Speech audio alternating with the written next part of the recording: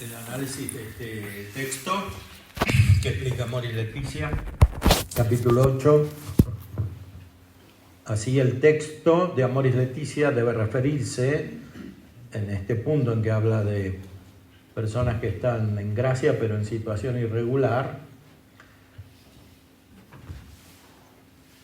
a personas que están en gracia y que no realizan actos objetivamente contrarios a ella de manera consciente y voluntaria, como se da en el caso evidente de la enfermedad psíquica por razones orgánicas,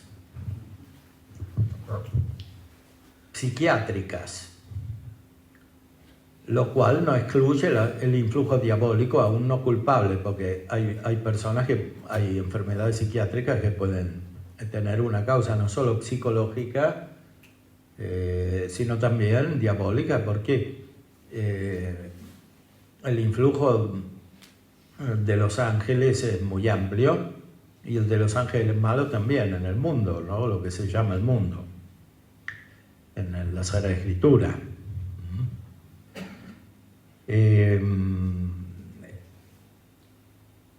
El psiquiatra Alfred Adler decía que la neurosis se podía transformar en psicosis, o sea que una conducta desordenada, consciente, voluntaria, puede terminar en una perturbación psíquica, incluso con un deterioro orgánico. Esto en la práctica también se ve.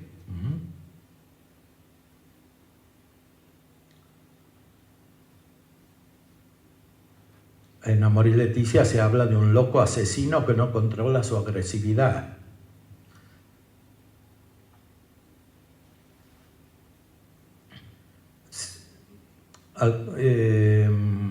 A propósito del mismo texto de Santo Tomás al que refiere Amor y Leticia para aplicarlo a los divorciados. Esto es un texto de Fernández, el actual prefecto de la Congregación de la Fe, que tiene una obra, La fuerza sanadora de la mística, liberación espiritual para todos. Bueno, ahí habla del caso de un loco agresivo, de un loco asesino que no controla su agresividad. Bueno, un loco asesino que no controla su agresividad tiene una perturbación psíquica importante que puede ser orgánica o incluso diabólica. El problema es si hay un voluntario en la causa para llegar a esta situación, porque puede ser un loco asesino malo, o sea que se volvió así porque es malo. Entonces, y como dicen los manuales clásicos de teología moral, ¿no?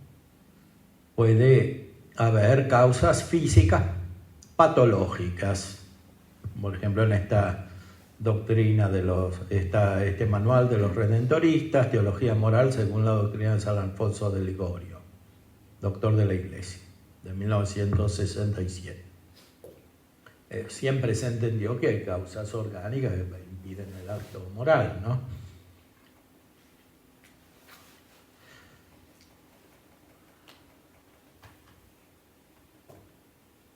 ¿Puede darse otro tipo de condicionamiento que no sea estrictamente orgánico? Analicemos el caso de quien aparentemente se halla en la situación de lo que la teología moral clásica denominaba conciencia perpleja. Recordemos que, como enseña el Aquinate, un pecado puede ser causa de otro pecado. O sea, la conciencia se va oscureciendo.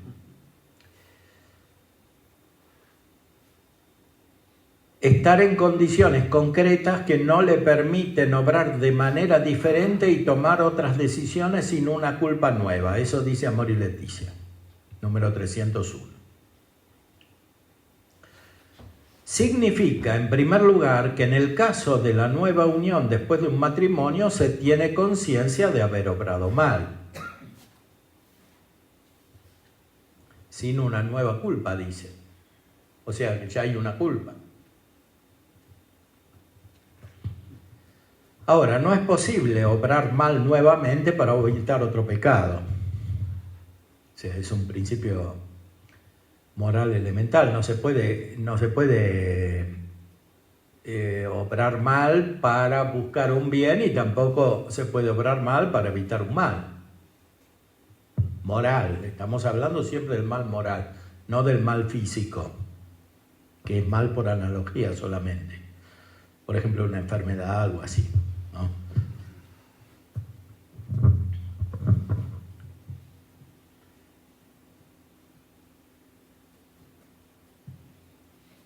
O sea, uno puede hasta cierto punto soportar un deterioro físico para buscar un bien, pero no puede obrar un mal moral para buscar un bien moral o un bien físico. Entonces, lo que dice aquí Amor y Leticia, estar en condiciones concretas que no le permiten obrar de manera diferente y tomar otras decisiones sin una nueva culpa, significa, en primer lugar, que en el caso de la nueva unión después del matrimonio se tiene conciencia de haber obrado mal.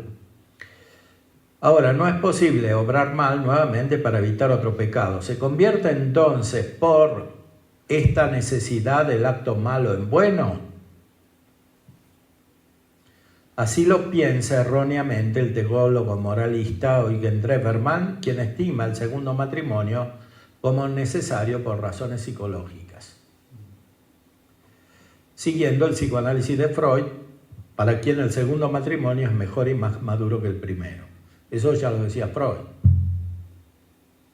O sea, para Freud el segundo, como es más consciente, porque los sujetos son más racionales, sale mejor que el primero.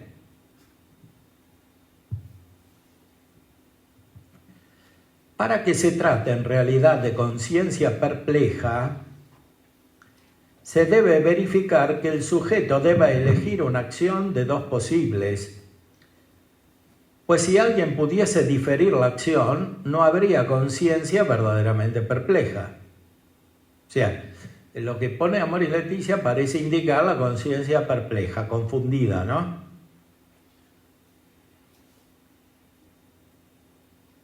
Ahora, si uno cuando está confundido no tiene que obrar instantáneamente, sino que puede obrar después, puede resolver el problema. Entonces no hay conciencia perpleja, porque le puede preguntar a otro si no sabe cómo resolverlo.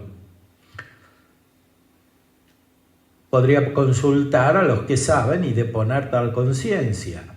Y si no hiciere esto, pecaría del mismo modo que se dijo acerca de la conciencia venciblemente errónea. O sea, el que cuando está confundido no quiere pedir consejo, peca igual porque para obrar moralmente hay que obrar conociendo. Y uno puede salir de la duda. Si uno no puede resolver el problema, le puede preguntar a otros. Se trata pues de dos actos particulares de los cuales necesariamente se debe realizar uno sin poder dejar de hacerlo por un deber moral y sin poder realizar la acción más tarde. Eso es el caso de la conciencia perpleja. Esto puede entenderse, aunque no en modo propio, respecto de aquellos nuevamente unidos, con hijos que cuidar o con el deber de justicia y caridad urgente de atender al compañera enfermo, que no podría recurrir a otra ayuda, justificándose así la situación ya prevista por familiares consorcio. Entonces, si fuera el caso parecido al de la conciencia perpleja en gente que está en una situación difícil, finalmente habría que recurrir a lo que dijo familiares consorcio, de aquellos que conviven castamente sin poder casarse, la cual convivencia de otro modo no estaría exenta de pecado, porque no es que cualquiera se pueda vivir con una mujer así. No puede entenderse respecto de actos intrínsecamente desordenados de adulterio, salvo que se verifique la ignorancia invencible o los condicionamientos derivantes de enfermedad psíquica antes mencionada. La exhortación, Amoris Laetitia, dice análogamente en una nota 329 que algunos de los que viven castamente sin poder casarse consideran que son necesarios ciertos actos de intimidad para no violar otros deberes de fidelidad recíproca y referidos al bien de los hijos.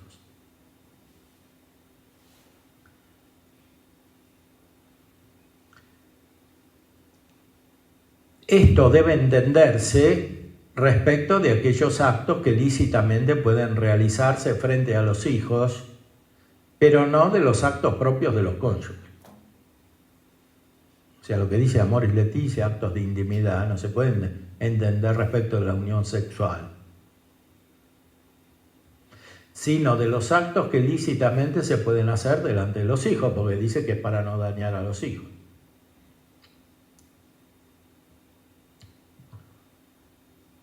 Actos propios de los cónyuges que para ellos serían intrínsecamente desordenados.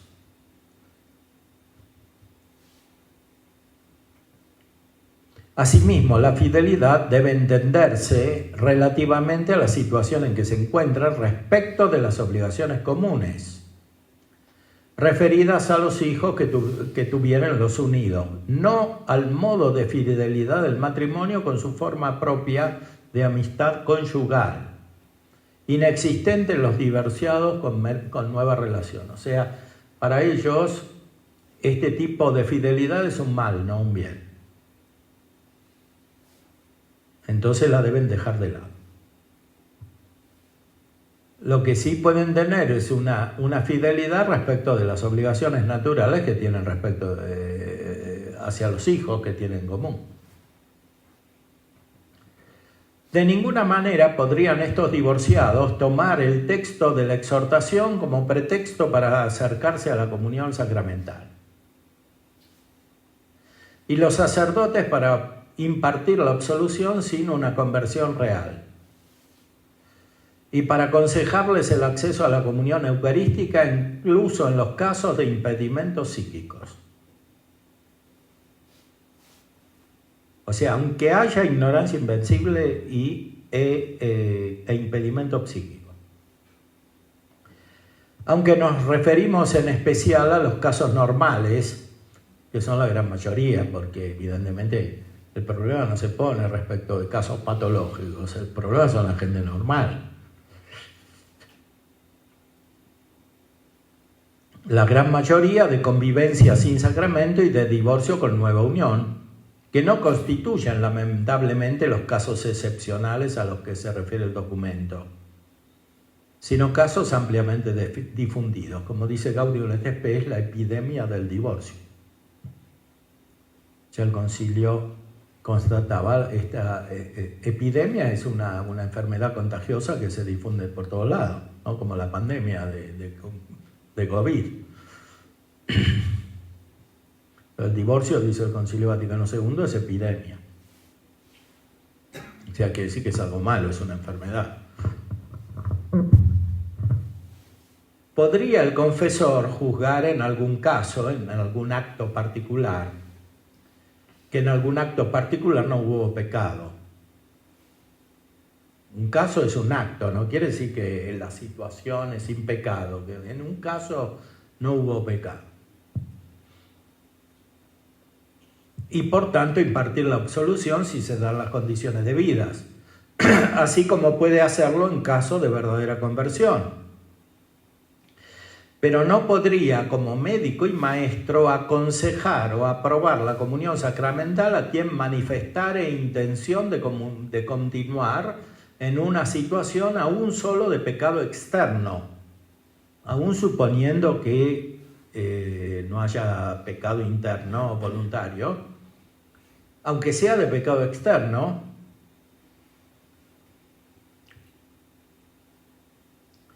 pues como dice Amoris Laetitia, se trata del bien común de la Iglesia, bien común de la Iglesia, dice Amoris Laetitia. Este bien común debe entenderse en sentido propiamente teológico y metafísico, que no coincide con la suma de los bienes personales, ni con un estado externo, especialmente tratándose del sacramento de la comunión, que significa, realiza y contiene el bien común de la Iglesia, como explica Santo Tomás cuando habla de la Eucaristía. Eso es lo que directamente significa la Eucaristía y produce. Ahora bien, si en algún caso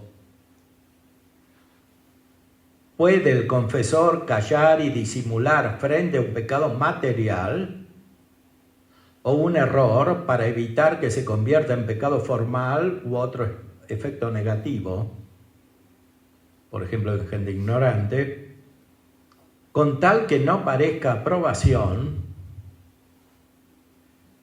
como dice San Alfonso, dum modo non putetur confessarius approbare malum, de modo tal que no parezca que el confesor aprueba el mal, dice. Nunca puede aconsejar positivamente una conducta que afecta al bien común, como sería la comunión de los divorciados, aun si no hubiese habido pecado formal. Bueno, aquí me refiero también al gran manual de teología moral de Merkelbach, que era un dominico del siglo XX, un gran teólogo, moralista, y al de Capello, que era un jesuita. O sea, todos entienden este principio moral. O sea, aunque no haya pecado personal voluntario, y cuando hay un daño a terceros o al bien común, no se puede aprobar. Y hay que advertir, aún a riesgo de que haya una reacción negativa.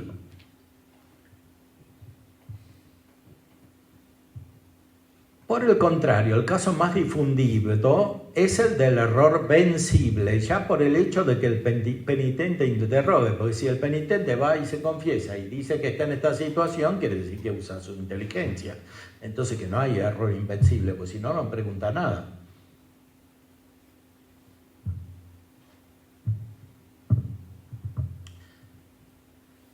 Error vencible y gravemente culpable, o al menos nocivo para el penitente y para el bien común.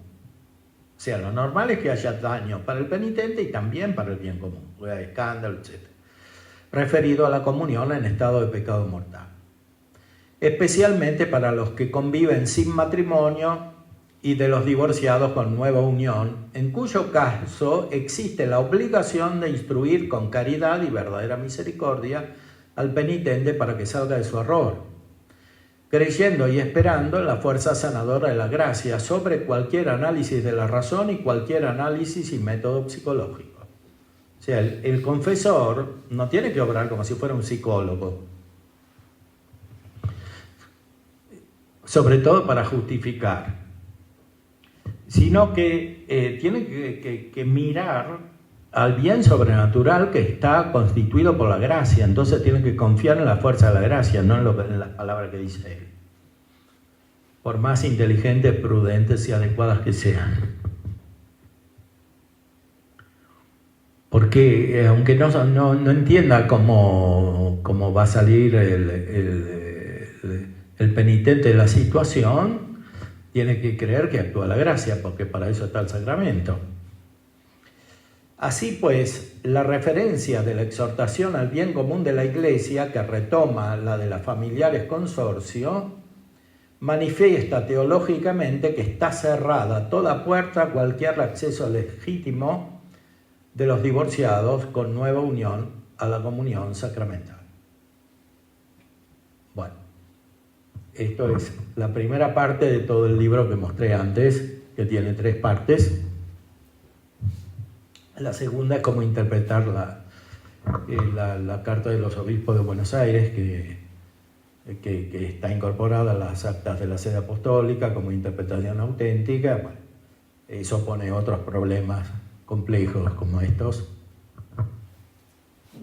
Y finalmente el efecto eclesial de todo esto, el sentido de la fe, ¿no? Bueno, ¿no? Podemos abrir un tiempo de preguntas. Sí, padre. Un momentito,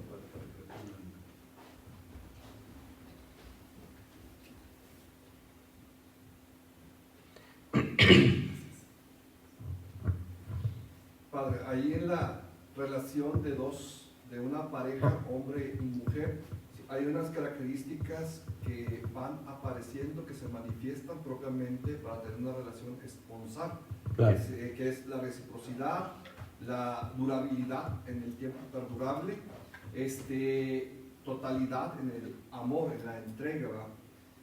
Creo que ahí la complicación no es la doctrinal, la forma de aplicar, creo que es la misma pareja y a veces hay una distancia. Aquí también está el moralista.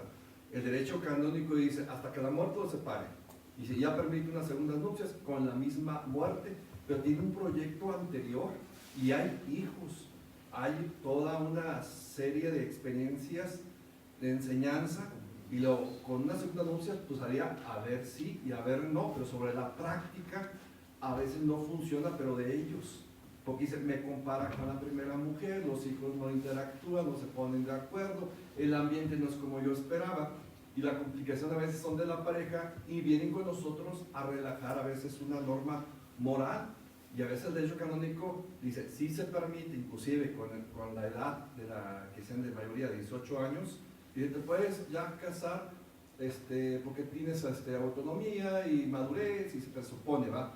Pero a veces hay una edad que es desproporcional a la otra parte, que le dices, oye, tienes 50 años, con una de 18, 19 años, en la práctica igual se van a encontrar con dificultades morales, porque ella va a querer todavía pasear y el otro ya va a estar en cama, enfermito, viejito, ¿verdad? Entonces ahí una complicación a veces. Yo creo que son las parejas y hay que tener cuidado si uno relaja a veces una norma moral. sí, claro, eso significa que el tratamiento del sacramento del matrimonio, de su preparación, la pastoral, tiene que estar insertado en un conjunto que es mucho más amplio, que es toda la vida cristiana, como de ser cultivada armónicamente, según todos los sacramentos y según el fin de los sacramentos, que es una vida espiritual perfecta. Entonces, es claro que nos encontramos frente a situaciones cada vez más enrevesadas, complicadas, etc. Aquí ya hay que anticipar un tema que está previsto para otra conferencia, el tema de lo que hoy se llama vocación, que está en cierta manera conectado con el psicologismo contemporáneo, ¿no? Porque la vocación hoy es algo del sujeto, ¿no? Cuando en el sentido bíblico y tradicional es algo de Dios, ¿no? Es Dios que llama, es un acto de Dios que llama, ¿no? Ahora se entiende una especie de tendencia subjetiva, de deseo, de realización, hasta se banaliza el concepto, yo tengo vocación para la cocina, para el arte o para cualquier cosa, o sea, para lo que a uno le gusta.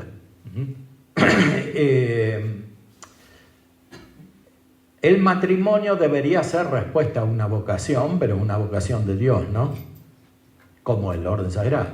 Ahora, San Ignacio dice que para casarse hay que tener más signos que para no casarse. O sea que es más connatural a la vida cristiana, a la vida consagrada propiamente, que el matrimonio, en el sentido de la elección, no porque el matrimonio sea malo, sino porque es un sacramento que, implicando factores naturales, requieren mayor discernimiento que la vida consagrada, al menos tomada en general. Después hay que ver si este convento o esta orden o esta diócesis o lo que fuere, pero esas son cuestiones contingentes. Pero el Evangelio recomienda la consagración porque recomienda los consejos evangélicos, eso es universal. Después cada uno lo aplicará como puede y según la voluntad que tenga. Ahora, el matrimonio, siendo una realidad natural, requiere más signos. Es lo que dice San Ignacio. O sea, hay que pensar más para casarse que para la vida consagrada. Claro, hoy se entiende al revés, como que por defecto todos se tienen que casar y algunos por excepción tienen que ir a la vida consagrada. Es al revés. Entonces, el matrimonio requiere muchas condiciones. sobre todo condiciones espirituales e intelectuales. Porque siendo amistad humana, no puede basarse simplemente sobre una afinidad sensible, ¿no? Sobre el sentido de la cogitativa, del cual hablábamos, y otros sentidos, externos e internos. Sí, todo esto tiene que intervenir, pero no es suficiente. Tiene que haber una afinidad intelectual, o sea, personas que van a vivir mucho tiempo juntas, ahora más que antes, porque la gente vive mucho, o sea, tienen que estar de 50, 60, 70 años juntos tal vez. Si no tienen una comunicación, es imposible. El amor se funda sobre la comunicación, dice Santo Tomás. ¿Y qué tipo de comunicación? Hay varios tipos de comunicación. Pero la primera comunicación es la de la inteligencia. O sea, si se casan dos personas en las cuales uno es un sabio y la otra es una ignorante o viceversa, es claro que después hay problemas. Después hay otro tipo de condicionamiento, porque puede haber diferencias de otro tipo, de tipo social, de tipo económico, que son secundarias, pero después intervienen. Entonces, tiene que haber muchos elementos naturales, pero sobre todo tiene que haber el mismo nivel espiritual para que el matrimonio sea bien fundado. Y si no hay el mismo nivel espiritual, cuando la mujer es más espiritual que el varón, hay peligro. Hay más peligro que cuando es al revés. O sea que cuando la mujer es menos espiritual que el varón, porque por naturaleza el varón sí tiene un influjo mayor. Entonces, en la situación inversa, cuando la mujer es más espiritual que el varón, la vida es muy trabajosa para esta mujer, porque tiene que estar permanentemente superando impedimentos para su vida espiritual. Entonces hay una dicotomía. Entonces el sacerdote, el párroco o otro sacerdote que prepara estas personas tiene que tener mucha conciencia de la implicación. A veces hay que dejar otras tareas organizativas más prácticas para atender más directamente al bien espiritual de las personas que reciben los sacramentos o que buscan una ayuda espiritual, ¿no?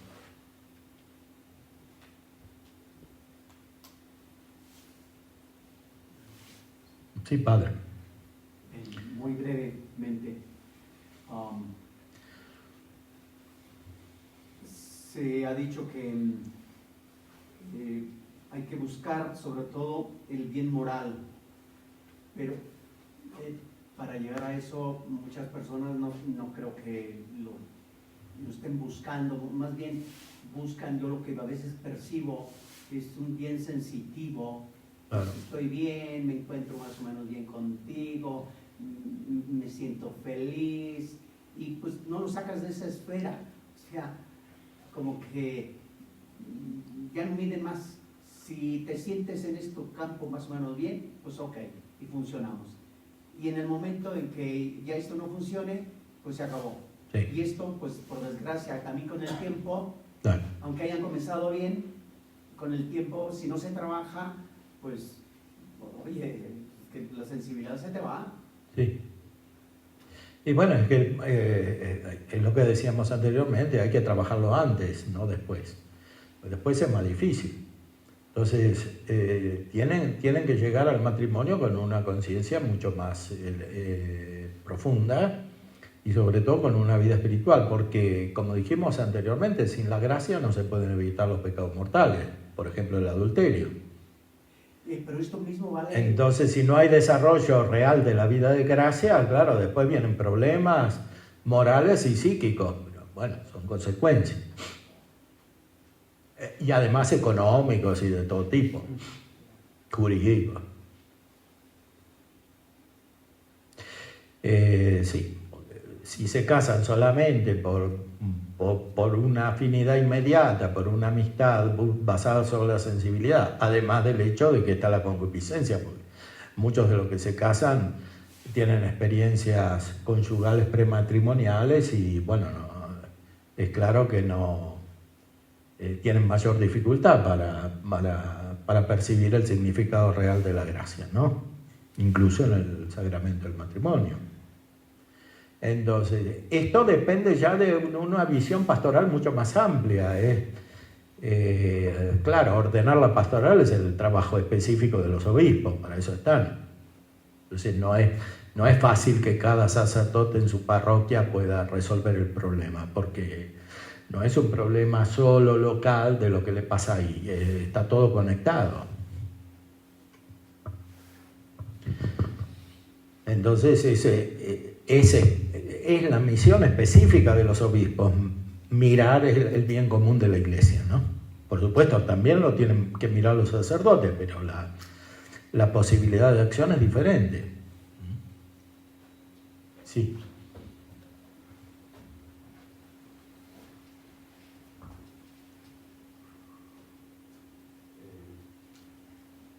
Padre Ignacio, es admirable el esfuerzo que usted ha hecho con este documento, por así decirlo, para leer favorablemente a Amoris Laetitia en esos puntos críticos, poco claros, por no decir confusos. Le agradezco su esfuerzo por hacernos ver lo que pudiera pensarse como la recta intención del documento en ese punto. Pero honestamente hablando, y ligando ese punto de Amoris Laetitia con otros documentos, con otras intervenciones en los últimos años en la Iglesia, honestamente no pareciera que fuera esa la intención, que usted ha tratado de, con mucho esfuerzo intelectual, yendo a los textos, ¿no?, literales de Santo Tomás, de leerlo en ese sentido, porque más bien viendo el global, hacia dónde caminamos con esa especie de relativismo interno en la Iglesia en los últimos años, más bien yo diría que hay una intención torcida en lo que se quiere decir en el documento. Es que el documento es magisterio de la Iglesia. Entonces, el magisterio, como indicamos anteriormente, no es una gracia del sacerdote, aunque sea el Papa o un obispo, un concilio o un sacerdote, porque también nosotros somos maestros, que depende simplemente de la propia subjetividad o de la propia intelección. El magisterio es un acto sacerdotal y, por tanto, instrumental. Entonces, cualquier acto de magisterio hay que considerarlo en el conjunto del magisterio de la Iglesia. O sea, de lo que enseñaron los papas anteriores o posteriores, ya tenemos otro. Hay que entenderlo en el conjunto de lo que entienden los obispos, lo que entienden los concilios, lo que manifestaron los concilios, y también lo que entendieron los grandes doctores de la Iglesia, sobre todo Santo Tomás. Ahí leíamos que la Iglesia hizo suyo el pensamiento de Santo Tomás, el magisterio, o sea que es magisterio. Entonces, si el documento mismo cita a Santo Tomás, más allá de cómo lo entienden los que redactaron el documento, hay que entenderlo en el sentido en que propiamente Santo Tomás trata estos temas. Santo Tomás o toda la evolución posterior, como en este caso hemos citado otro tipo de teólogos moralistas. Entonces, creo que es una buena oportunidad no solo para aprender teología moral, porque yo mismo tuve que analizar mucho para elaborar todo esto, porque no es fácil, ¿no? Claro, uno puede preguntarse, pero un documento tiene que ser así, que uno tiene que saber tanta teología moral para interpretarlo. Bueno, pero ese es otro problema prudencial. El problema teológico de base es que el magisterio de la Iglesia tiene un sentido que no depende de la subjetividad del que lo ejercita. Es como en la celebración de la misa. Santo Tomás se pregunta si la misa celebrada por un mal sacerdote, malus sacerdos, dice literalmente, es válida. Y si produce los efectos, sí, dice que sí. Claro, hay otros aspectos que dependen de la santidad del sacerdote, las oraciones, la devoción, etc. Pero lo esencial lo produce igual, porque ahí, en la celebración de la misa, el que actúa es Cristo, no es principalmente el sacerdote. El sacerdote le da los labios, las palabras a Cristo para que la diga en ese momento, pero el que obra es Cristo, ¿no? Como en los otros sacramentos, lo dice el Sacrosantum Concilium también. Es Cristo el que celebra los sacramentos principalmente. Bueno, cuando se trata del magisterio, no es menos que los sacramentos. Porque las palabras son instrumentos, ya lo son en la misma Sagrada Escritura. Solo que ahí las palabras no pueden estar equivocadas porque son inspiradas. Pero en la tradición sucede lo mismo, porque la tradición es fuente junto con la escritura de la revelación. Porque es instrumento del Espíritu Santo para iluminar. La diferencia es que en la tradición puede haber algún error, y bueno, en el conjunto se discierne si la doctrina de un padre en un punto es errónea o no. Pero el sentido general de la tradición no se puede equivocar, porque es instrumento de la revelación. En el magisterio hay algo análogo. El magisterio no es la tradición, aunque está conectado con la tradición, es testigo de la tradición. El Vaticano II en Dei Verbum dice que es el carisma cierto de la verdad, un carisma para enseñar la verdad que no viene del magisterio, sino de la revelación, con certeza. Es un carisma. O sea, es una gracia que recibe el que ejercita el magisterio. Nosotros también lo experimentamos. Cuando la gente tiene duda, va y le pregunta al sacerdote, porque tiene un carisma que está fundado en el carácter. El carácter es como un carisma, solo que es permanente. El carisma puede ser pasajero. Entonces, el magisterio está fundado sobre el carácter.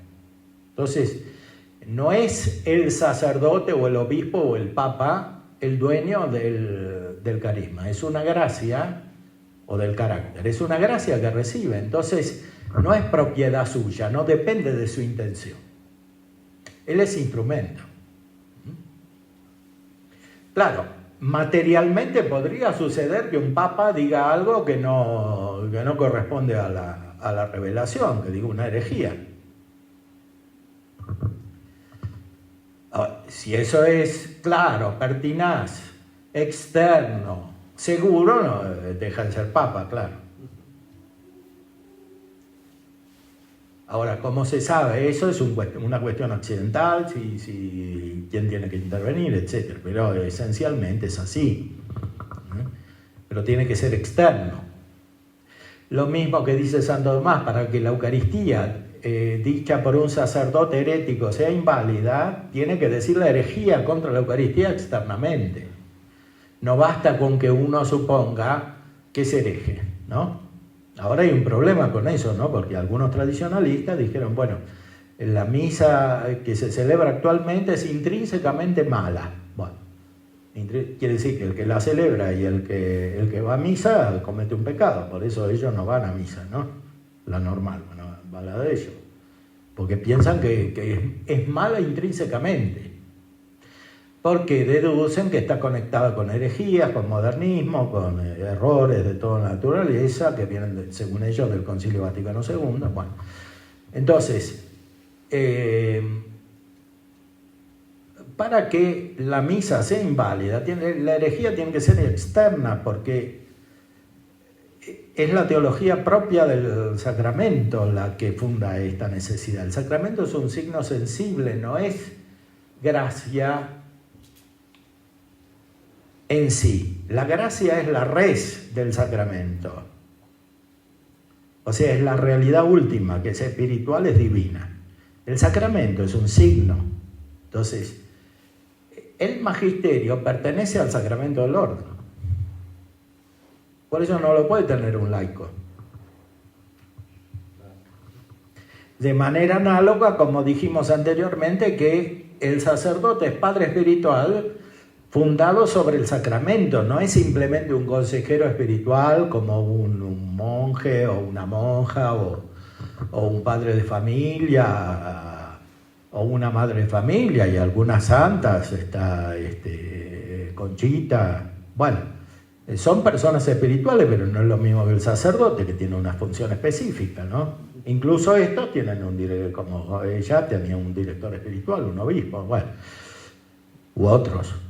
Entonces, hay que entender bien la teología del sacramento del orden. Todos los sacramentos están conectados entre sí.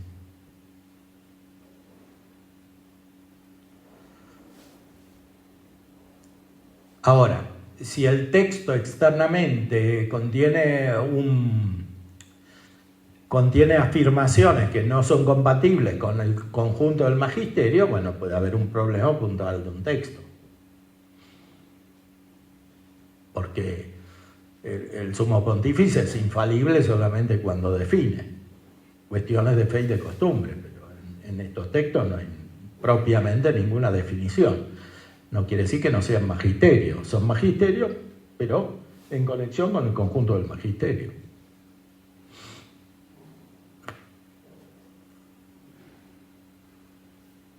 Y también con el sentido de la fe del pueblo, que es el último punto del pueblo de Dios, ¿no? Pues el magisterio de alguna manera expresa ese sentido de la fe. Ahora aquí hay que entender bien qué es el pueblo, ¿no? Porque si por pueblo entendemos a todo el mundo que tiene cualquier tipo de concepción, cualquier tipo de pecado, cualquier tipo de herejía, cualquier tipo de filosofía, bueno, pero eso no es el pueblo de Dios. El pueblo de Dios es el que tiene la fe formada por la caridad, ese tiene el sentido de la fe. Ahora, si nosotros seguimos como sentido de la fe lo que dicen los divorciados, los homosexuales, los freudianos, los hegelianos, los marxistas, etc., bueno, entonces claro, sale otra cosa.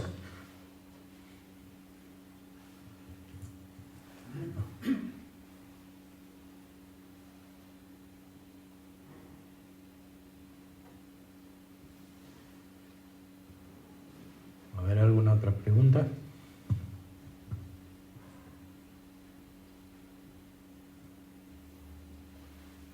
Sí, padre. Padre, a mí me queda una inquietud con todo lo que usted nos está exponiendo, que es esta parte de la manera de ser práctica u operativa, el magisterio, en cuanto a la manera como estos últimos años se ha preferenciado mucho el tema de una acción, primero llena de caridad, de acogida, sobre todo a las personas que se acercan, el regreso de los que se fueron, el tener las puertas con una amplitud para que vuelvan, pero esta cuestión de la caridad también tiene que ver con la sanación, y la disciplina es la manera en que la iglesia sana.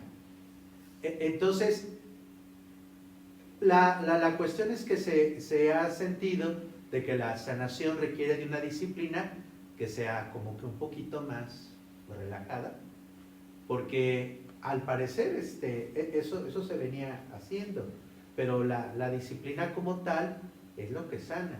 Entonces, para que el magisterio pueda hacerse con toda esta operatividad, la exposición de la disciplina de la iglesia, ¿cómo podríamos nosotros que esa operación no pierda esa condición de disciplina para que realmente sane?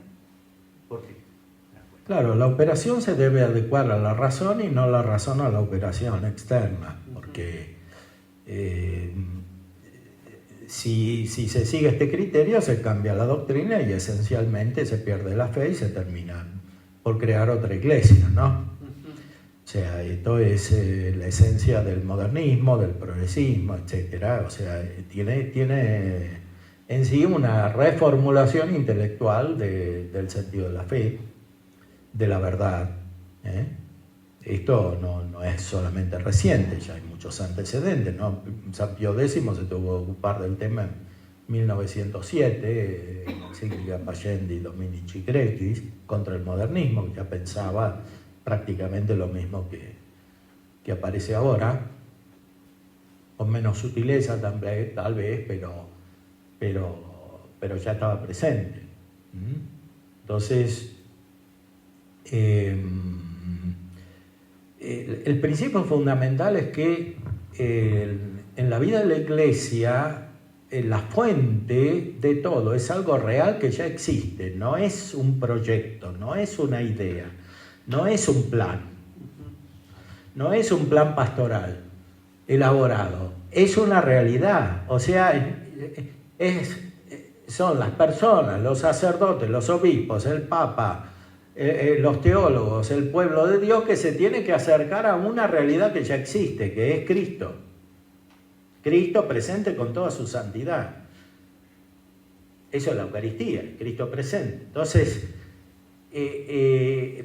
no es fruto la santidad de una elaboración mental. Es una realidad ya presente. Por eso he insistido tanto sobre el realismo. Porque si nos vamos por la elaboración mental, por nuevas ideas, por nuevos planes, por nueva organización, perdemos lo esencial. Y es imposible que nos gane el mundo, o sea, la realidad secularizada, porque está fundada justamente sobre el idealismo.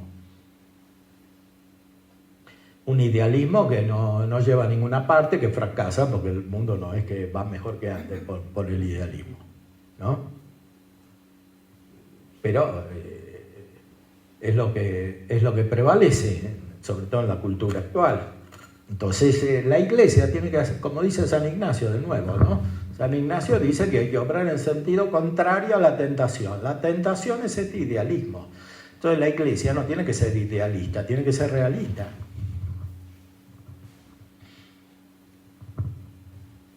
Hay que obrar en sentido contrario a la tentación, no solo en las tentaciones inmediatas que tienen las personas, sino en las tentaciones que pueden venir en la vida de la Iglesia, y sobre todo en los que gobiernan la Iglesia, que son los obispos y los sacerdotes, pues representan a Cristo cabeza.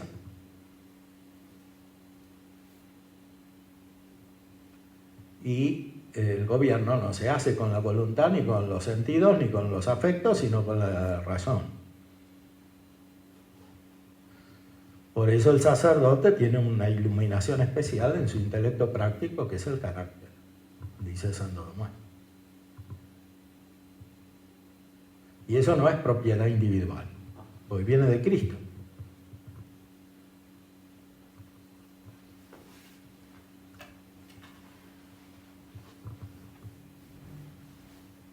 Bueno.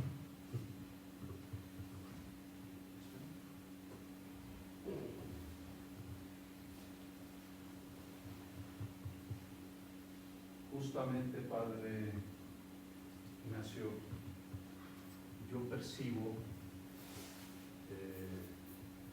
tratando de ser objetivo, que esto que usted acaba de decir es un peligro real en la Iglesia, en todos los niveles jerárquicos,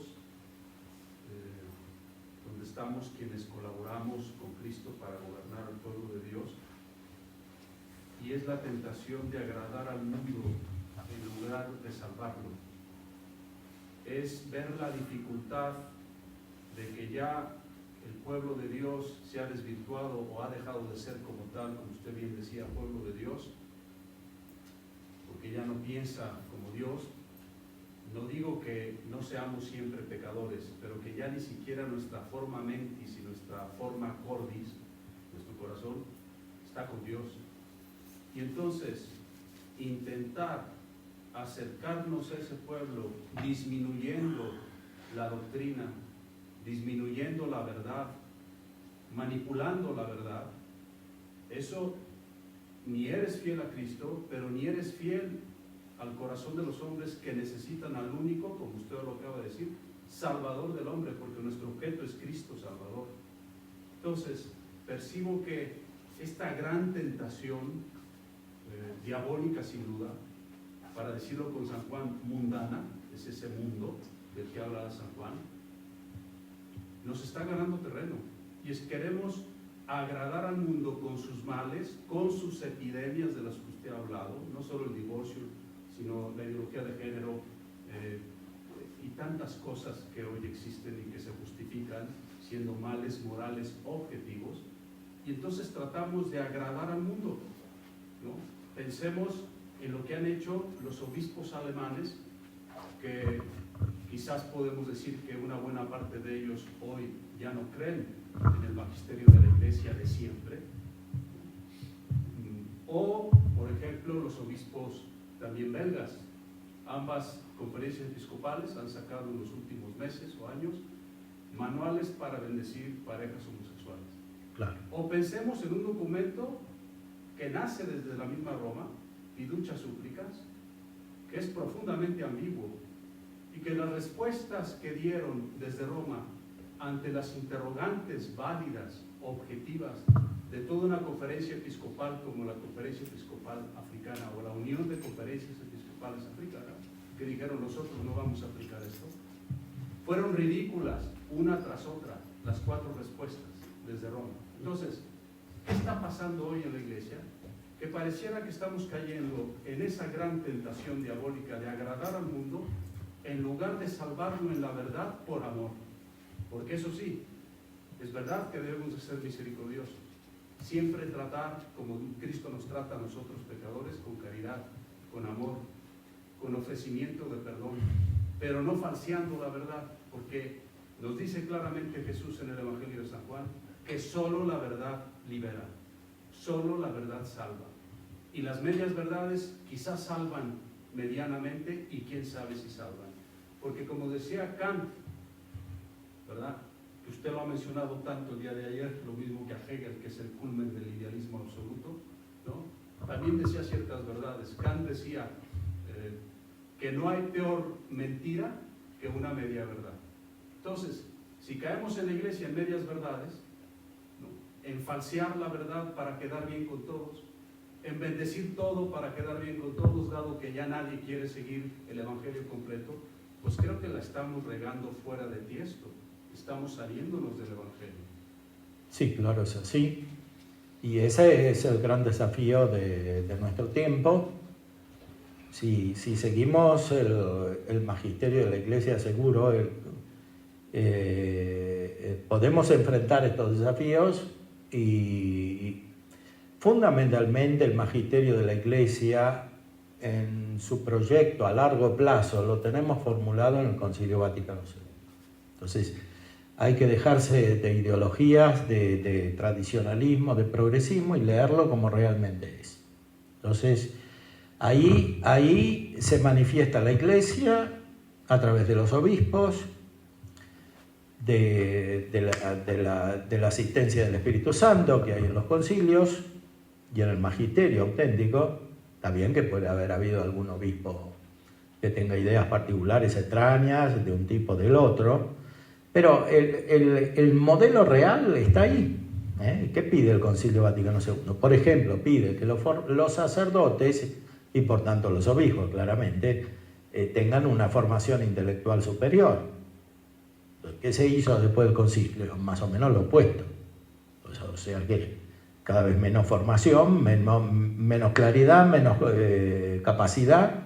O sea, formación filosófica, formación teológica e incluso formación en el ámbito de las otras ciencias, y también una capacidad práctica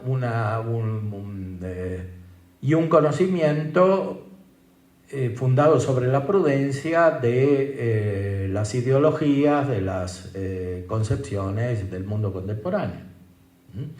Porque hoy guiar a la Iglesia no es lo mismo que la Edad Media o que hace 100 años o 200 años. Es mucho más complejo, porque la realidad actual es mucho más compleja que la de siglos anteriores. Entonces, además de la diferencia que en siglos anteriores la elaboración filosófica y teológica era mucho más elevada, porque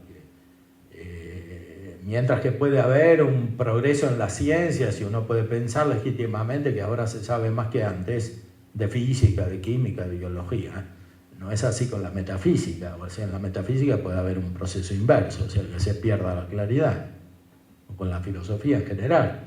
Entonces, el mundo actual es mucho más complejo y requiere una guía mucho más elevada. Por supuesto, también hay que tener una adecuada visión de la función de los obispos y los sacerdotes en el conjunto de la Iglesia. O sea, ayer hablábamos de la función diaconal de los psicólogos. No solo ellos tienen que tener una función diaconal, hay otros laicos que tienen que ser colaboradores en el apostolado. Porque si no, imagínense un sacerdote solo, joven, que lo mandan a una parroquia de periferia de una gran ciudad actual que tiene más de 10 millones de habitantes, como hay tantas ahora, y está ahí solo, en una realidad hostil, no hay nada. Hay gente con poquísima formación moral, espiritual. Claro, ¿qué pasa ahí? Que no es que él solo cambia el pueblo, es que muchas veces el pueblo lo cambia a él. De una manera análoga sucede con el obispo, ¿no? El obispo tiene tantos problemas hoy que finalmente se abruma, hasta se deprime. Algunos tienen se va a ver al psicólogo. Entonces, claro, porque si el obispo está solo y tiene la concepción moderna de que él es el ideador de todo el plan pastoral y que todo depende de su cabeza, claro que pasa eso. Y lo mismo en chiquito le puede pasar al párroco. Entonces, no... Esa concepción hay que superarla. El único modo de superarla es con una formación intelectual y espiritual profundas. De los sacerdotes y también de los seminaristas, porque es muy difícil que los sacerdotes después se formen bien si en el seminario no han adquirido los hábitos necesarios para eso, ¿no? Y en los seminarios a veces se presta más atención a los formadores que a los profesores, cuando finalmente los que más influyen son los profesores, porque el formador está ahí por un tiempo y sí, se ocupa de cosas más externas, de la disciplina, etc., pero el que más influye es el profesor. Incluso más que los padres espirituales. Debería ser más el padre espiritual, por supuesto, pero cuando los mismos padres espirituales no tienen la formación suficiente, o cuando son entendidos con una funcionalidad contingente, porque se puede cambiar, primero viene uno, después viene el otro, entonces más bien un control externo a esta dirección espiritual que una verdadera generación espiritual o paternidad espiritual o magisterio espiritual. Entonces pasa eso. Los que más influyen son los profesores. O sea, el obispo puede ser excelente, los formadores también, y lo mandan a la universidad y ahí le dan cualquier tipo de formación de ideas y que termina venciendo. La universidad, pero eso está en la naturaleza. No puede ser de otra manera, ¿no? Porque el hombre es racional. Entonces lo que más influyen son las ideas. Por eso hay que prestar mucha atención. El concilio también habla de las universidades católicas, de la formación sacerdotal en los seminarios. Otro problema que señala con mucha agudeza el concilio es que no todos tienen que ir a la universidad, porque sobre todo a la universidad como es ahora. No porque la formación en el seminario tenga que ser inferior, sino porque tiene que ser adaptada a gente que no tiene por qué tener la misma capacidad de razonamiento y científica que tiene un universitario que se dedica directamente a este tipo de tareas. Entonces, sí, teóricamente está muy bien que todos vayan a la universidad a estudiar filosofía y teología, pero después hay que ver si están preparados para asimilar y para discernir lo que les enseñan en la universidad. Y si eso no produce más perjuicio que beneficio. Claro, si el seminario repite lo mismo que la universidad de modo confuso, pero en pequeño, bueno, la solución tampoco está ahí. El problema es que hay que gobernar bien las universidades católicas, que es donde se da la batalla principal hoy. Y esto hace mucho que está descuidado. Entonces muchos problemas no vienen directamente del Concilio Vaticano II, vienen de cómo se aplicó. Sí. Dado los avances tecnológicos actualmente, no se podría, digamos, esto ya es una suposición, fundar un seminario virtual como Dios manda, pudiendo escoger el profesorado de Argentina, de España, de aquí, de donde sea, y no se necesita pues, un lugar físico ni nada, cada uno está en su casita, pero con excelentes maestros.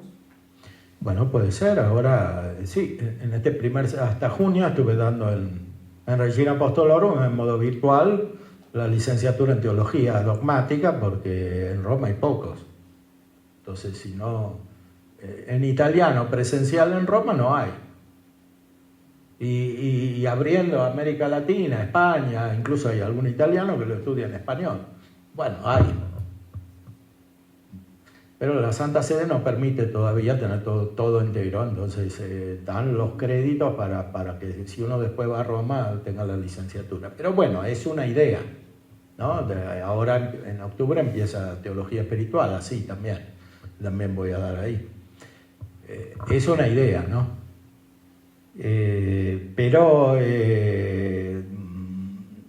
sí, es una intuición. O sea, la gente lo va buscando. Yo tengo seminaristas que me buscan de otros países, que a algunos ya los conozco, pero no me habían conocido porque decían que la formación en su seminario era desastrosa. Entonces me conocieron por internet, me buscaron el WhatsApp o el mail y están en contacto.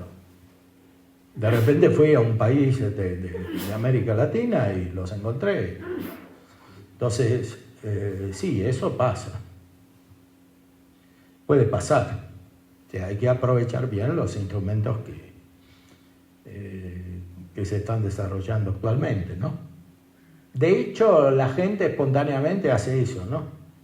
Ahora la gente no le hace caso al primero que encuentra en su diócesis o en su parroquia, sino que va buscando a ver cuál le parece que dice la verdad, ¿no? Claro, tiene sus riesgos eso también, pero es un indicador.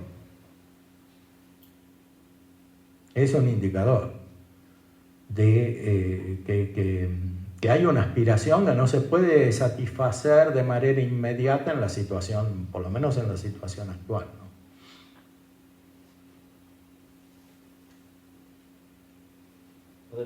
En esa misma perspectiva que comenta el padre, hay un referente igual aquí en México de que efectivamente hay pues como una unión de canonistas, una unión de dogmáticos, etcétera, que pues de alguna manera se perfilan, pues no sé, metodologías, formas de enseñanza para los alumnos y demás, y parece que el campo de la moral es muy confuso, muy conflictivo por las distintas corrientes, ¿no? Desde, lo hemos comentado ya, Exacto. desde visiones bastante idealistas, bastante fundamentadas en las ciencias humanas y muy alejadas pues, del principio fundamental, ¿no? Incluso la cercanía con el Evangelio. Bueno, como ya dijimos respecto de la psicología, intervienen distintas ciencias en la moral, no es solo una, no es solo metafísica, no es solo ciencia experimental, no es... Entonces tiene que intervenir una verdadera filosofía. El problema de la teología moral hoy es la filosofía que está de fondo, esa es la base del problema. Entonces, si no se soluciona eso, no hay manera de que la teología moral pueda tener un efecto magisterial positivo, ¿no? Entonces hay que ir a los fundamentos. Hay que empezar por la filosofía, porque la teología necesita la filosofía, es intrínseca a la teología, porque la persona humana no tiene capacidad intuitiva como los ángeles y menos tiene la capacidad divina de entrar directamente en los misterios sobrenaturales. Debe recibir la luz de Dios, de la revelación, a modo humano. Para eso hace falta el desarrollo filosófico, la metafísica y las otras ciencias filosóficas. Entonces, es un acto de humildad desarrollar la filosofía, no es soberbia de decir que con la filosofía se va más allá de la revelación, sino al revés, es reconocer la limitación de la naturaleza humana y además del individuo, porque como ya dijimos, la verdadera filosofía no se hace de modo personal, buscando la originalidad como la filosofía moderna, sino que requiere la colaboración de muchos. Entonces, la verdadera filosofía, que es trabajosa, que es difícil, es necesaria para una verdadera teología. Entonces, el problema más urgente hoy es filosófico. Los otros dependen de esto, el psicológico, el teológico, el pastoral. Oye, si uno va 8 años al seminario y después no entiende nada. Bueno, yo estuve en una diócesis de América Latina, en otro país, y claro, los sacerdotes, era un curso de formación. Me dijeron, sí, fuimos al seminario, estuvimos 8 años, pero nunca entendimos esto, nadie nos lo dijo. Bueno, si pasa eso, claro, ¿qué termina venciendo? La filosofía, al menos implícita en el curso del mundo, como dice Hegel, la virtud es vencida por el curso del mundo. Una frase de la fenomenología del espíritu. La virtud es vencida por el curso del mundo, o sea que por más que uno tenga algo de virtud, que es la virtud imperfecta, termina venciendo el curso del mundo, que es la ideología, es la filosofía, es el idealismo. Eso tiene más fuerza. Por la composición de la naturaleza humana, el hombre naturalmente es racional. Entonces no puede ser de otra manera. Por eso hay que atender muy directamente a este aspecto.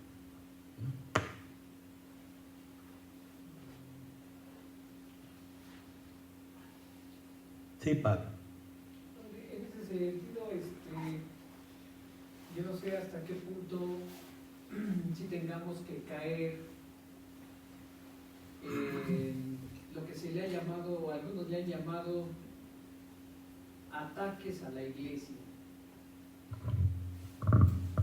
Y uno de los argumentos, algunos que argumentan que las ideologías como ataque a la vida de la fe, a la vida de la iglesia, es destruir, como si se tratara de un bombardeo para destruir algunos sectores de la fe en la iglesia, y entre ellos está la familia, el matrimonio, que ya no se concibe como lo que le llaman el matrimonio tradicional, sino que por medio de las ideologías están deshaciendo el vínculo matrimonial y la estabilidad de la familia, y que hay algunos que dicen que las ideologías ya acabaron con la vida de la política, con respecto a la iglesia, ya acabaron con la juventud, ya están acabando con la familia y el próximo ataque de deshacer es la participación de la mujer en la vida de la iglesia. Pero sí tenemos que tomarlo como un ataque de destrucción a la familia, todas estas ideologías. Sí, claro, es un ataque muy directo, ¿no? En la filosofía moderna y en la psicología moderna el ataque a la familia es directo. Recuerden el libro de Feuerbach, La Sagrada Familia. O en Hegel también hay un análisis del significado de la vida familiar. Y por supuesto en Freud, todo el complejo de Edipo, toda la explicación es una destrucción de la familia, porque es la división, basado sobre el odio, que prevalece sobre el amor. Entonces está claro que hay una oposición a la familia fundada sobre el amor de la caridad, que es lo que produce un vínculo que representa la Trinidad. Entonces hay como una inversión mística, según una falsa mística, de lo que es la familia. Entonces es necesario que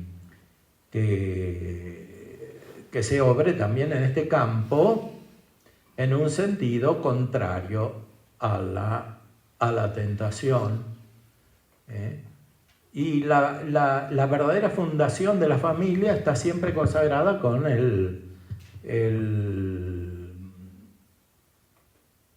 desarrollo de la vida consagrada, o sea, va junto, porque los sacramentos están todos unidos, ¿no? El sacramento del orden está unido con el sacramento del matrimonio en el conjunto de la iglesia. Entonces, si no se desarrolla el sacramento del orden, no se desarrolla bien la familia. O sea, es más determinante el orden que la familia. La familia es como una consecuencia. Y como dice un texto de San Juan Crisóstomo, que es el pseudo Crisóstomo citado por Santo Tomás, cuando el sacerdocio florece, la iglesia florece. Y cuando el sacerdocio es decadente, ocurre lo contrario, claramente. Entonces, finalmente, la iglesia es como es el sacerdocio. Por supuesto, hay un orden en el sacerdocio, en el ministerio sacerdotal. Por eso, sí, es necesario ir al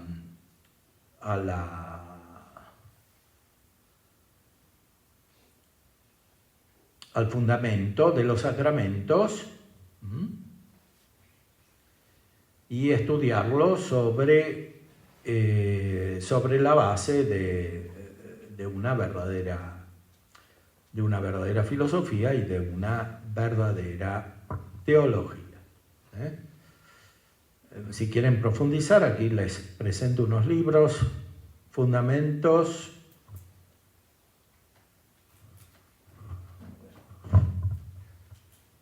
hacerlo. No proyecta.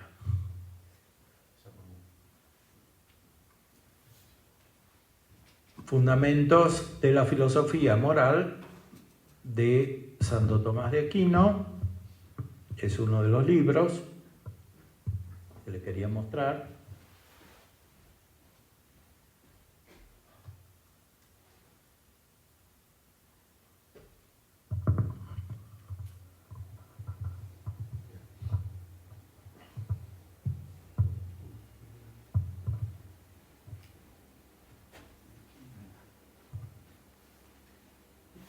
El libro,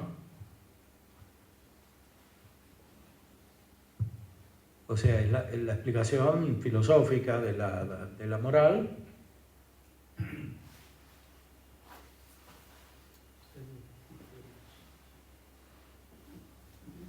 Y después hay otro semejante, a ver si lo encuentro aquí, que es de la teología moral.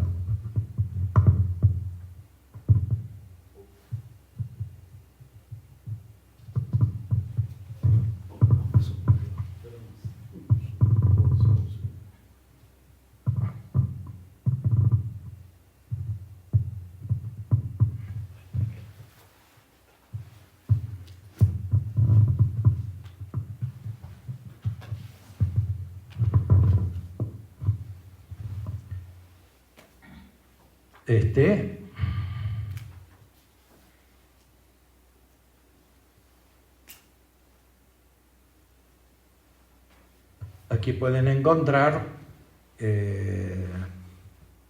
un desarrollo más amplio de lo que aquí expresé sintéticamente.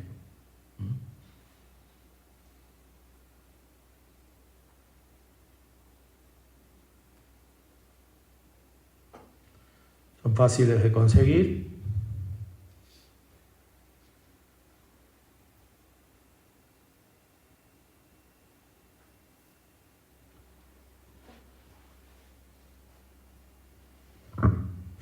Bueno, no sé si tienen todavía alguna otra pregunta.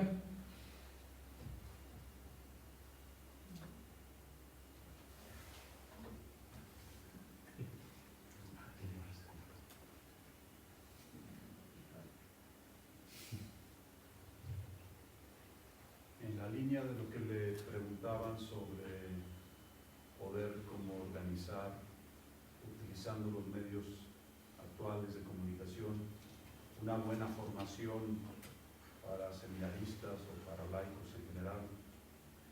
Quizás nos podría comentar un poco su intención con esta red de psicólogos, de filósofos, de teólogos a nivel mundial, el Instituto Santo Tomás de Aquino y San Juan de la Cruz.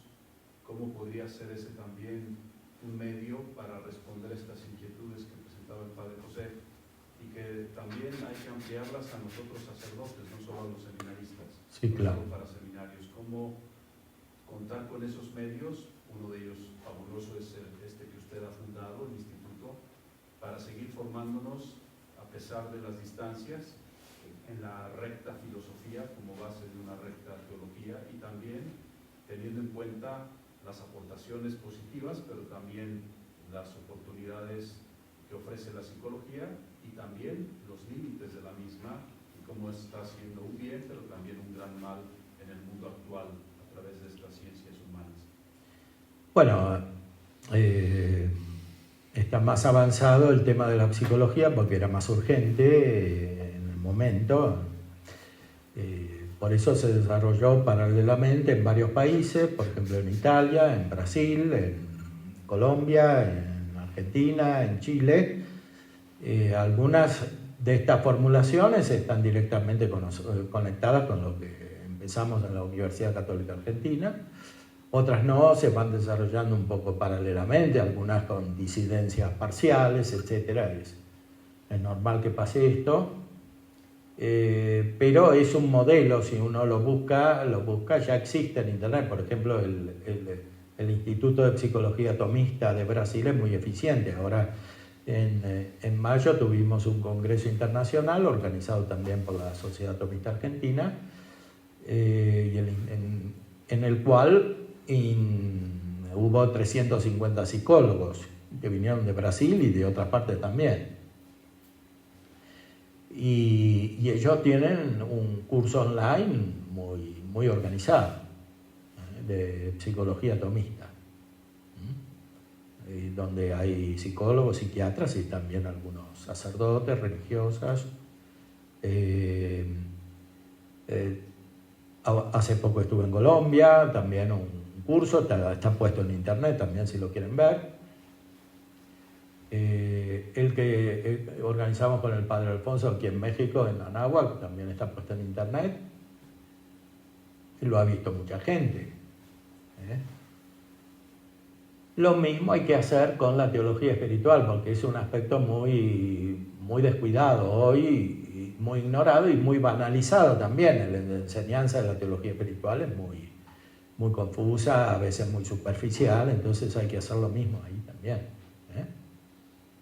Si a ustedes les interesa, tengo un canal de YouTube con muchos videos, muchos cursos, conferencias.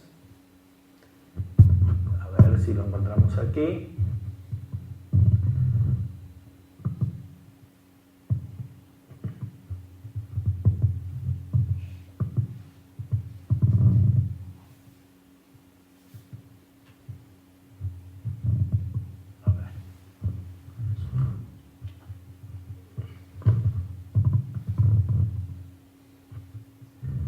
Aquí tienen el canal.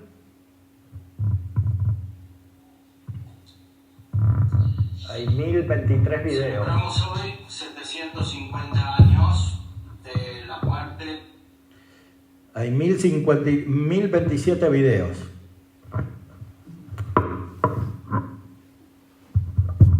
Aquí está organizado según distintos temas.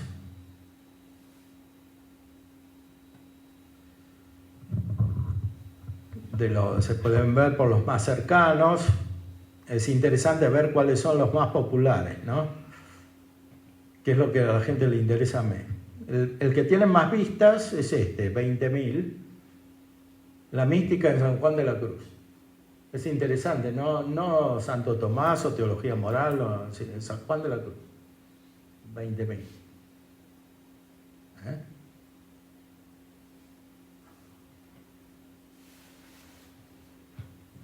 Creo curso, que es... Perdón, ¿va a estar en YouTube este curso? Esperemos si el padre Alfonso lo pone. Sí, Después lo ponemos aquí también. sí, sí. O sea, en el canal de Logos. Sí. Hay otros canales, el Instituto Internacional tiene un canal, la Sociedad Atomista Argentina tiene otro. Este es mío solo.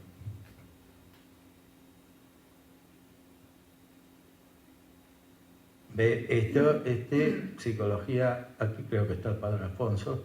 Ese es de la náhuatl, sí. Fue en la náhuatl hace varios años. Claro.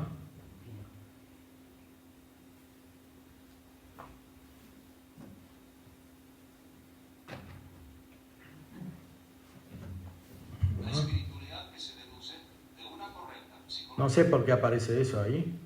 Algún virus.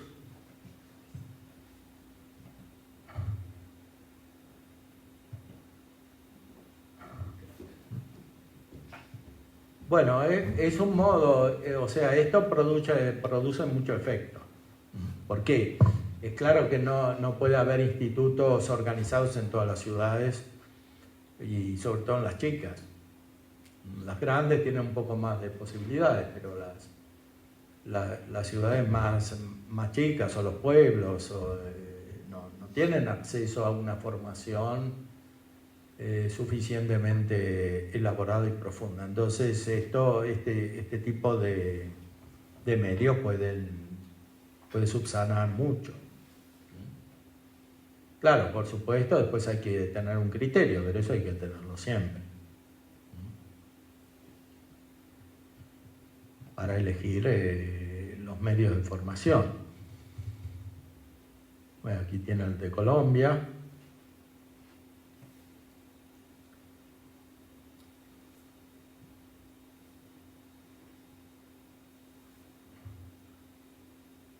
Este está hecho en Brasil.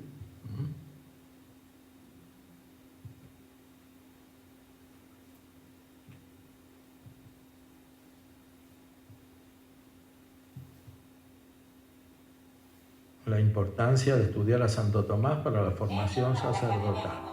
Horas de demo muy populares y este es el resultado. Compré esta montura hace mucho tiempo. Seguimos y acogemos en este día nuestra casa de profesión, el padre Ignacio Angelegui, Esto creo que es en Colombia, también con en el Seminario Nacional. el padre Ignacio Angelegui, y es Sí, hay muchos medios para difundir la verdad hoy que hay que utilizar, hay que ser despiertos para esto, ¿no? Bueno, no sé si quieren hacer alguna otra pregunta. ¿O ya es la hora?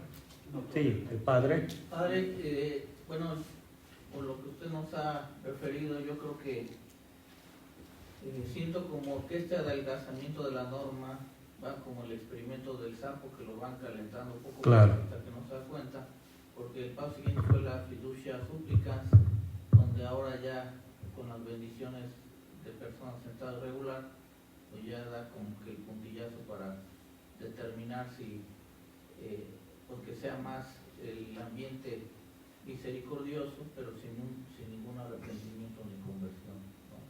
Claro. ¿Usted cómo lo perciba? Bueno, Bueno, a mí me pasó hace poco, ¿no? Tuve que ir a un casamiento, como no podía ir al religioso, fui al civil, y cuando terminó el casamiento de jóvenes normales, un hombre y una mujer, bajamos y aparecieron dos jovencitos con un ramo de flores y se acababan de casar, entre comillas, en el registro civil, claro. Si me veían, no me vieron porque no, traté de ser prudente, pero si me veían como sacerdote, me podían haber pedido la bendición, y en ese contexto, por más que sea de 10 segundos y primero uno y primero el otro, no podía querer decir otra cosa que una aprobación, ¿no? O sea, que los dos ahí juntos, que se acaban de casar en el mismo registro civil con las flores. O sea que por más elaboración que uno haga y disquisiciones y diciendo que primero uno y que primero el otro y que son 10 segundos, eso primero que no es espontáneo porque se acaban de casar, y porque además lo hacen organizado, ¿no? En el Uruguay hubo unos actores que hicieron todo un show, hasta fue un representante del obispo, un vicario, no sé qué era, y apareció en todas las televisiones. Entonces,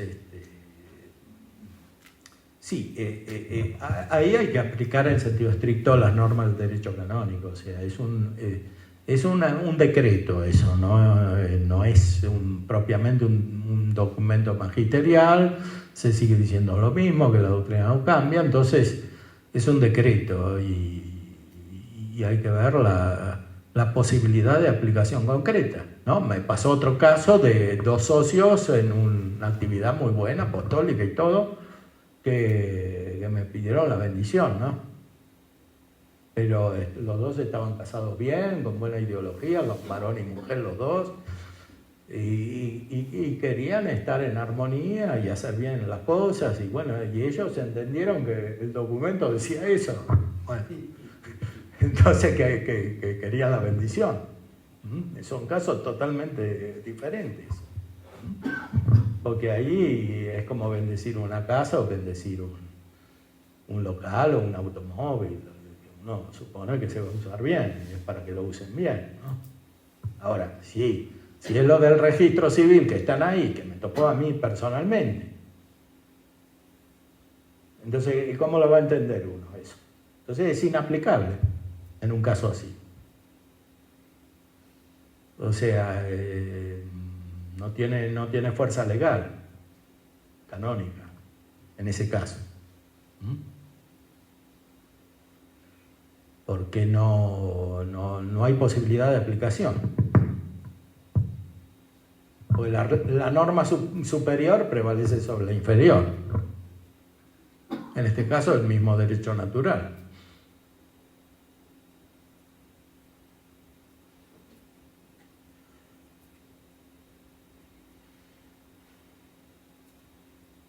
Bueno, no sé si hay alguna otra pregunta.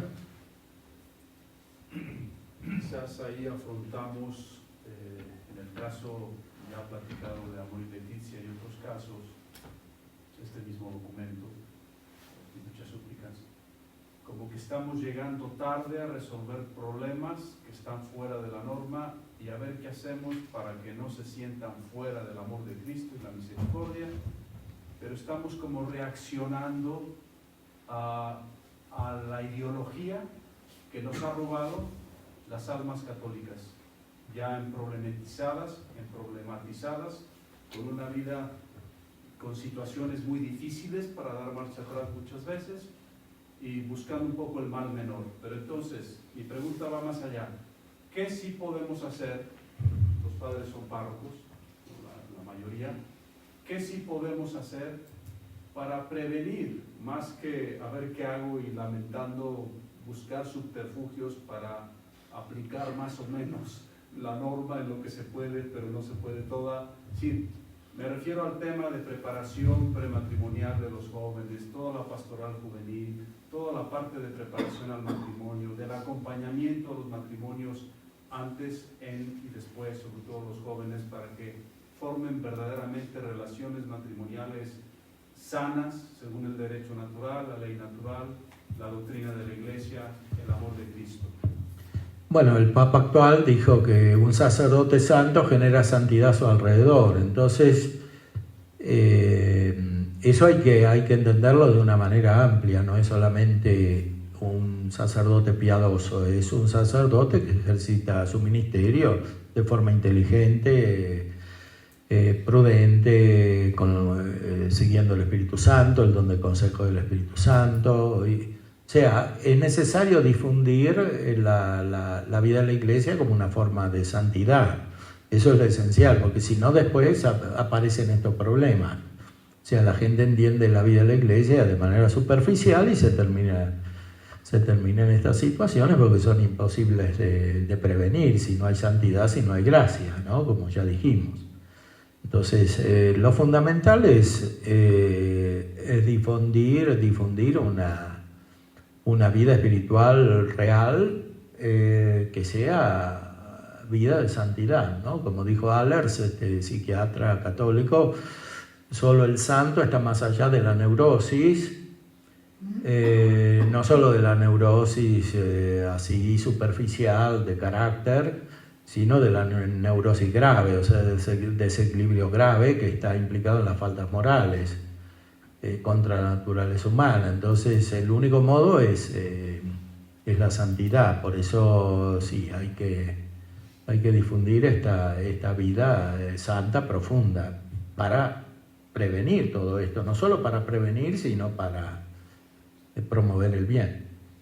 Y quizás volver a poner en alto la virtud de la pureza, de la castidad, la virtud del pudor, o sea, volver a ponerlas entre comillas de moda, volver a hacer creer a los jóvenes que esa delectación de la cual usted nos ha hablado tanto, de ese gozo espiritual, de ese gozo humano y espiritual, de vivir en castidad, de vivir en este campo sexual en orden, en el orden creado por Dios, da paz, y la paz es fundamento de esa felicidad humana, no solo cristiana.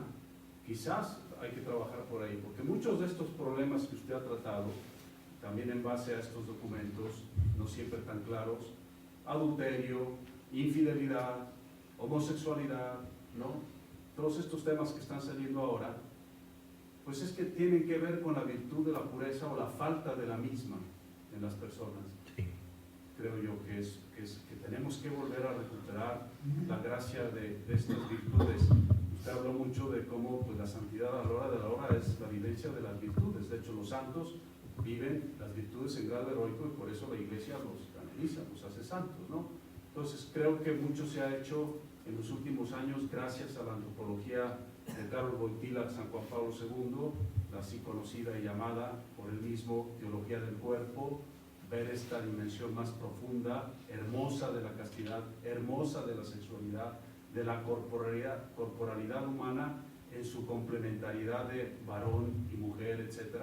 Ha ayudado mucho, pero sí creo que debemos hacer un esfuerzo extra de volver a hacer creer a los jóvenes, ¿no? Tangiblemente, primero con nuestro ejemplo de sacerdotes célibes, castos y alegres, la grandeza de la pureza y de la castidad cristiana. Castidad humana y cristiana. Sí, claro, es así. Y para eso hay que buscar los medios, considerando que las virtudes son conexas, entonces están todas juntas. Y para que haya virtudes hace falta un fundamento también intelectual. En esto es útil recordar lo que dice Dionisio Areopagita, que no hay solamente una castidad en los actos externos, una castidad afectiva o una castidad física, sino que hay también una castidad intelectual, dice él.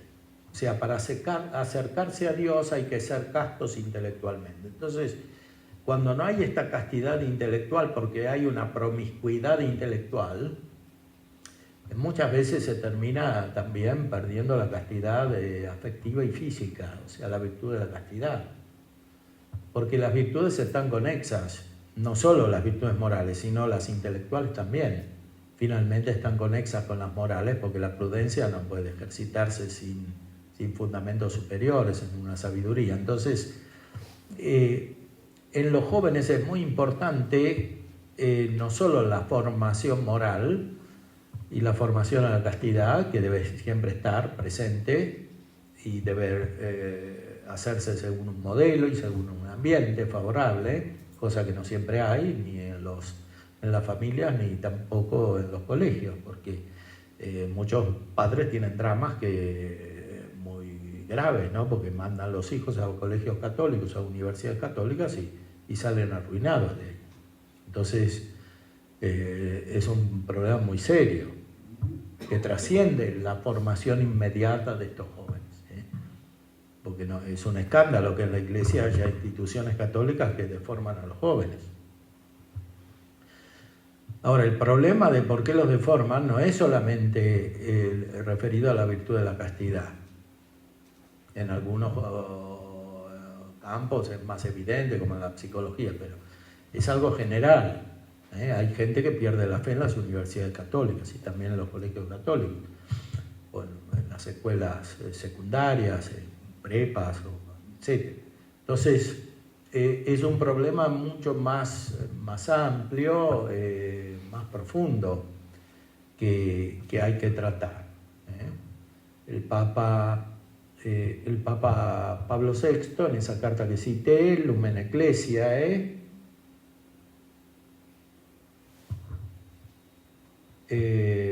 manifiesta como él tuvo la experiencia de que el pensamiento de Santo Tomás servía profundamente para formar a los jóvenes. Yo también tuve la misma experiencia enseñando en las distintas facultades en la Universidad Católica, ¿no? O sea, de hecho, todo este desarrollo de la psicología se pudo hacer por eso. Ahora mismo en la Semana Tomista van a participar alumnos de la Facultad de Derecho, etc. Pero el Papa Pablo VI lo vivió de tal manera que quiso ponerlo en esta carta doctrinal, ¿no?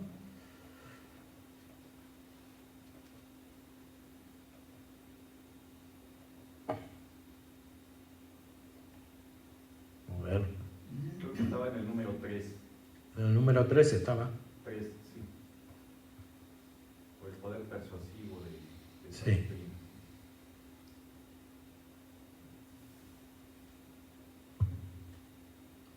Confesamos que al confirmar y reavivar una tradición tan prolongada y venerable del magisterio de la Iglesia, no solo nos mueve el respeto a la autoridad de nuestros predecesores, sino también la consideración objetiva de la validez de su doctrina.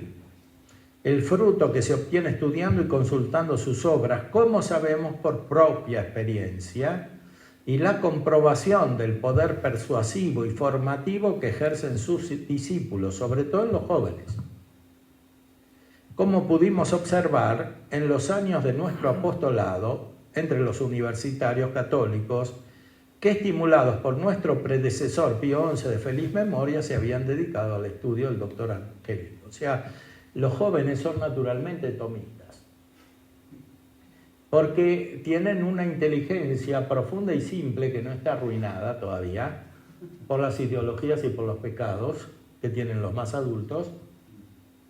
Entonces tienen como una naturalidad. Uno a un joven no le puede dar un libro de von Balthasar ni un libro de Rahner, y a veces ni siquiera un libro de Ratzinger.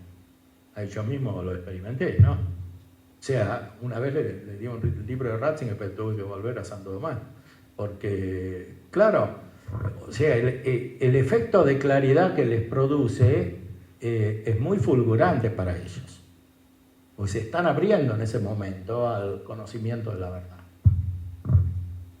Entonces, Santo Tomás es muy lúcido, es muy racional. Por ejemplo, explicar la vida de Cristo según la Suma Teológica en la tercera parte. Pues los jóvenes de hoy no leen el Evangelio, pero tomando un libro de teología como este, en donde la vida de Cristo está explicada, en la que se comprende el sentido de los misterios, sin quitar el misterio, es muy iluminador para ellos. Y lo mismo las cuestiones morales, etc. Esto es, y está dicho por la Iglesia, no es que lo estoy inventando simplemente, es magisterio de la Iglesia, es una orientación que no es fruto simplemente de la experiencia de Pablo VI o de una tradición, de un contingente, de un momento histórico. Aquí hay una sabiduría más profunda. O sea, el Papa León XIII, cuando hizo Eterni Patris, percibió lo mismo.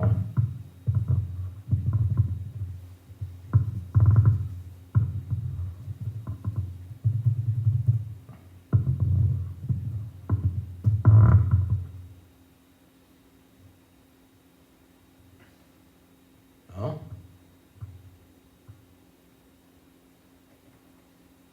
Es muy importante leer esta encíclica.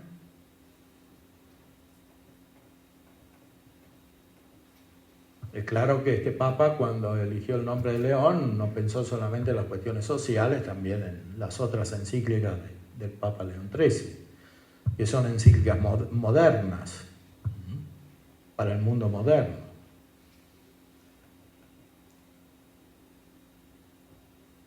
Si alguno fija la consideración en la servidad de nuestros tiempos y abraza con el pensamiento la condición de las cosas que pública y privadamente se ejecutan, descubrirá sin duda la causa fecunda de los males, tanto de aquellos que hoy nos oprimen como de los que tememos, que consiste en que los perversos principios sobre las cosas divinas y humanas emanados hace tiempo de las escuelas de los filósofos, se han introducido en todos los órdenes de la sociedad, recibidos por el común sufragio de muchos. Pues siendo natural al hombre que en el obrar tenga la razón por guía, si en algo falta la inteligencia, fácilmente cae también en lo mismo la voluntad. Y así acontece que la perversidad de las opiniones, cuyo asiento está en la inteligencia, influye en las acciones humanas y las pervierte. Por el contrario, si está sano el entendimiento del hombre y se apoya firmemente en sólidos y verdaderos principios, producirá muchos beneficios de pública y privada utilidad. Ciertamente no atribuimos tal fuerza a la autoridad de la filosofía humana, que la creamos suficiente para rechazar y arrancar todos los errores. Pues así como cuando al principio fue instituida la religión cristiana, el mundo tuvo la dicha de ser restituido a su dignidad primitiva mediante la luz admirable de la fe, no con las persuasivas palabras de la sabiduría humana, sino en la manifestación del espíritu y de la virtud. Así también al presente debe esperarse principalísimamente del omnipotente poder de Dios y de su auxilio, que las inteligencias de los hombres, disipadas las tinieblas del error, vuelvan a la verdad. Es muy claro el Papa aquí. O sea, ahora nos quejamos de lo que vivimos, pero él lo veía hace más de 100 años, ¿no? 1879. Casi 150 años. Entonces, estaba en germen todo lo que pasa ahora. ¿Y cuál era la solución? Él veía proféticamente que es necesario este recurso a Santo Tomás, que no se estudiaba, o sea, ni siquiera en la Iglesia. Y produjo muchos frutos. Entonces, es claro que para iluminar a los jóvenes hay que llegar a su inteligencia. No es suficiente una formación afectiva o moral. Moral entendida en el sentido limitado, claro. Bueno, perfecto. Hacemos el año.